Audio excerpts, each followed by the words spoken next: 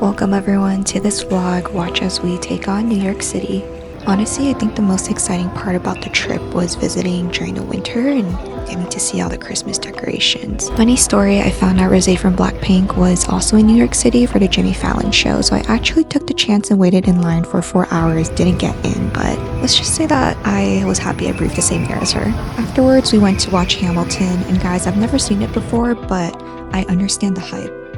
The show ended around 9 p.m. and we went to get dinner at Take 31, which is a Korean gastropub, and we were in such a good mood that we went to a bar after. Unfortunately, we overheard a really awkward date conversation happening next to us, but that's a story for another time. So the next morning, we headed to Chinatown because we had plans for a breakfast run, stopped by Waffle, and Lord, this $5 roasted pork dish was so good, so worth it. I would eat this every day if I could. Wearing red or white pants. Ooh! Wow! So our next stop was Meilaiwa Bakery, which is very known for their buns, especially their egg yolk bun. We got a couple to share, and we realized after that we were too full to go to anywhere else. So we found a boba spot and just sat and enjoyed the meal. And here is me getting $100 highlights randomly because I found such a good deal and we had nothing else to do.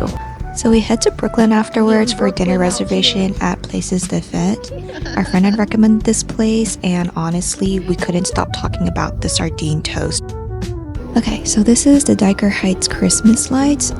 It stretched across multiple blocks. We got scammed for hot chocolate that we bought from one of the food trucks, but honestly, high-key needed because our hands were frozen. And the last stop of the night was Brooklyn Bridge. Probably one of my favorite memories because we found a little cove that overlooked the New York City skyline, and we were just sitting on top of a log, dancing and singing to TV off. So it was such a vibe.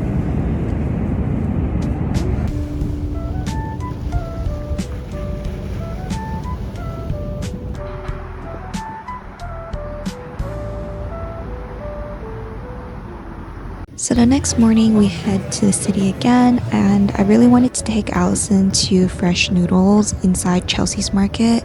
I was just so glad to be back again, and I think she really liked the beef noodle soup. We also got Levain and walked around a bit more before sitting down at one of the benches in Washington Park just to people watch. I was trying to find footage of this, but I couldn't, so I guess it's just lost somewhere, but that's okay. But here's another fun part of the trip. We actually met up with some strangers for dinner on Friday night, and we went to Koreatown to grab some drinks at Itaewon Pub. It was actually really fun. I enjoyed the company, and it was just good vibes all around. Oh, and here's this a cappella group that we ran into on the way to Koreatown.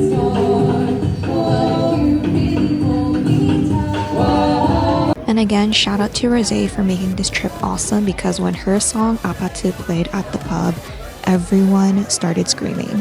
Hot take, I wish they played her song at Mission's nightclub. So we actually left the club pretty early for New York City time, but needless to say, we were still very tired the next morning. We didn't really get into the city until after 12, and we went to Ichiran for lunch and decided to just end the day by walking around Central Park. It was so cold the night before that there was still ice on the sidewalks. Central Park was very peaceful, and I think it was the best way to end our trip in New York City. We took a stroll, took some pictures, and went back to the Airbnb to settle and get some night's rest.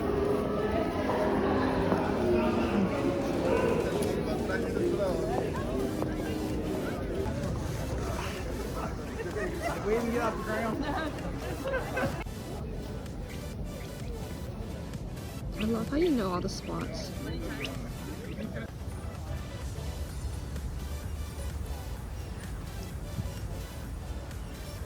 So we left for the airport around 4 or 5 a.m. since we had a very early flight back to Sacramento. Honestly, a 10 out of 10 trip because it's been such a long time since I went on a trip with friends, and I really appreciated this opportunity. Thank you, New York City. Until next time.